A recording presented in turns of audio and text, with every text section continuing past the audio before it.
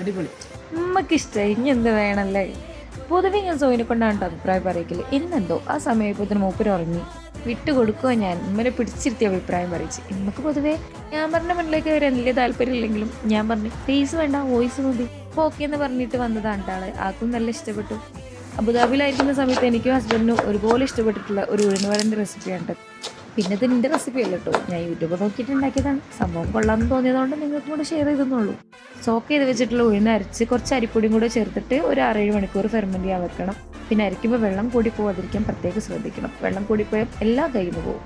ഫെർമെൻറ്റേഷന് ശേഷം ഇതിലേക്ക് കുറച്ച് ഇഞ്ചി, പച്ചമുളക്, കറിവേപ്പില, കുറച്ച് ഉള്ളി, പിന്നെ ചതച്ച് കുരുമുളകും ഉപ്പും കുറച്ച് സാമ്പാർ പൊടിയും കൂടെ ഇട്ടിട്ട് എല്ലാം കൂടെ ഇട്ടൊന്ന് മിക്സ് ചെയ്തതിന് ശേഷം നമുക്കിത് ഫ്രൈ ചെയ്തെടുക്കാം. പിന്നെ നമുക്ക് ഇഷ്ടമുള്ള ചട്നീൻ്റെ കൂടെ ഇത് കഴിക്കാം.